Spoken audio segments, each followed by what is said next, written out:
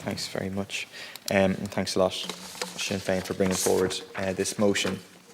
The housing crisis is a failure of the market, it's a failure of the state, and it's a failure of this and previous governments. And we see that failure absolutely everywhere when we come to deal with the housing crisis. Often when we have debates about the housing crisis, the government likes to say that those of us in the opposition, those of us on the left, are approaching this with an ideological viewpoint, very ideological. That's why we're giving out about money being given to developers and so on, and the government are the pragmatists. Certainly for people before profits case, we are ideological. We don't hide that. Our ideology is in our name. We put people before profit. We take a socialist approach to the housing crisis, which means people's right to a home should come before the right to developers to profit, bankers to profit, landlords to profit. But the government likes to deny that it has an ideology, when actually the government's own ideology is very clearly a major part of the problem. Because the government is absolutely committed, against all of the evidence of all of the actions that they've tried, they're absolutely committed that the way to solve the housing crisis is to incentivise private developers to build homes. And the idea that if you incentivise private developers enough, eventually somehow it'll work and the housing crisis will get resolved. Of course, that ideology has the very happy coincidence of also serving the material interests of the developers in this country, who are the ones receiving the public money. And I think, the points around bridging the construction viability gap and doling out huge amounts of public money to developers really proves and underlines that point. Like, the government already had the Help to Buy scheme, which was fundamentally a help to profit scheme for developers. It was about funneling money through the hands of first-time buyers into the hands of developers and increasing property prices in order to incentivise the developers to keep building. And that's, if you look at the origin of Help to Buy, that was explicit in terms of the lobbying from the Construction Industry Federation. But now, in a sense, they're like bypassing the middleman. Don't even bother putting money momentarily into the hands of the first-time buyer before it goes to the developer. Just give the money directly to the developer. Give the developer €120,000 per apartment to developer to bridge the construction viability gap, which the point was well made by Deputy O'Callaghan there, that will also include the profit for the developer. And to add insult to injury, forget about the 120,000 cap. When it comes to regional cities, we can go up to €144,000. The handout won't be used to lower the price of the apartments. It won't come with any conditions. It is merely a massive handout to the already very wealthy. It's nothing new for Fianna Fáil and Fine Gael. When many of the same developers crashed the economy and then ended up in NAMA, they got salaries of close to €200,000 a year to continue to operate. These are the corporate welfare cheats who cheat us all.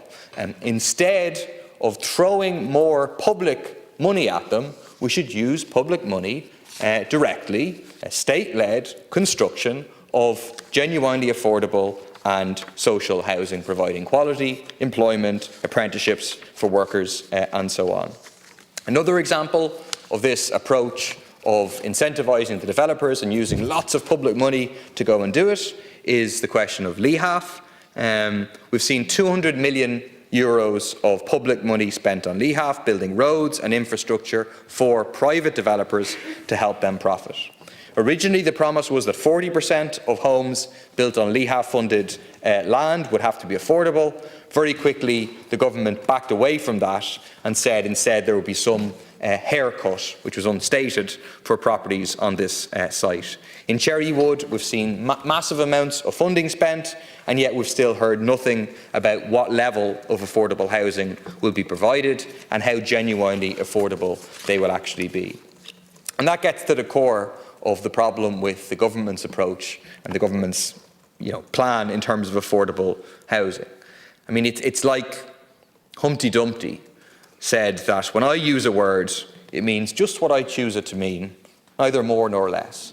And the government says affordable and just says this is affordable housing, even though by anyone's standards, any ordinary person's standards, it's simply not affordable.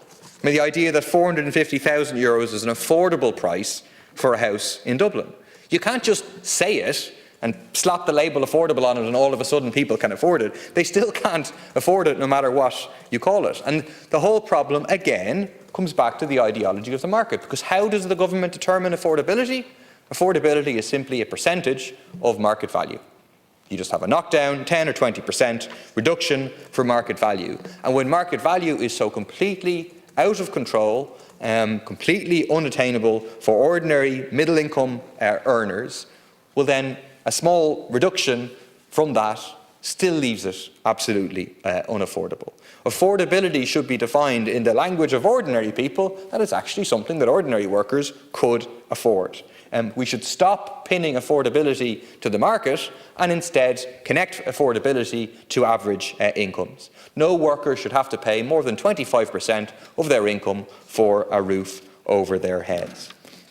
I'd also make the point that where you have affordable housing and the state is putting in public money to develop affordable housing, which we support, we have to make sure that those homes don't end up in the hands of vultures or landlords, corporate landlords later down the line.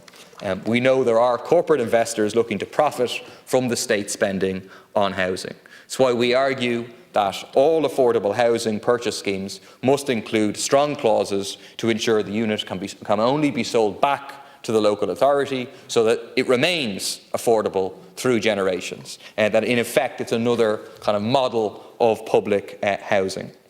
In terms of the numbers being built, we've obviously seen the figures and they are pitiful. Less than 50 affordable homes a year in some of the key commuter towns around Dublin. 8 per year in Carlow and Laois. It's window dressing from the government. It's fiddling while Rome burns. It's what Dr. Rory Hearn has described these figures as pathetic, and he's completely correct. It seems that only 16 homes have been built under the current local authority affordable purchase scheme. For those 16 homes, over 300 families have applied. It shows, the gap between the crisis and the government's actions summed up in one figure. And fundamentally what it all comes down to is the continued reliance on the market, on catering for the developers' needs, not on what people need. And so Minister O'Brien's plan is failing, will continue to fail, because it doesn't address the core issues behind the crisis, the over-reliance on the market to deliver a basic necessity, and the acceptance and the driving further of the commodification of an essential need for people. Our housing policy is built on a fundamental fallacy, an ideological fallacy, that if you incentivise developers, builders and financiers enough, eventually they will deliver what people need. The Dáil has changed laws to encourage corporate landlords into the system. We've abandoned any attempt to control or limit evictions. The government has eulogised private property rights over the right for housing. We have the Construction Industry Federation, who seem to have the ear of every housing minister and have the minister on speed dial, where they literally take their proposals and put them into law. We've changed the law, changed the building regulation, changed the spec of apartments, even decided to fund and grant access to finance based on whatever these vested interests want. Whatever they want, we have to bend over backwards for them in the hope that ultimately it will deliver. We have the utterly farcical situation where we put the corporate lobbyists in the form of the CIF in charge of keeping a register to ensure proper standards in the building industry. So enmeshed is our housing and urban planning policy with the needs of those vested interests that the government seems to get confused. It was once said that what's good for General Motors is good for the USA. Fianna Fáil and Fine Gael seem to believe what's good for the CIF, what's good for the corporate landlords, what's good for the developers is good for ordinary people in Ireland. The truth is, it's not. The truth is they have diametrically opposed class interests. They benefit when the prices go up, ordinary people suffer. Every failed target, every jump in homeless figures, every eviction, every hike in rents proves that what's good for the vested interests is most definitely not good for ordinary people in this country. Thanks.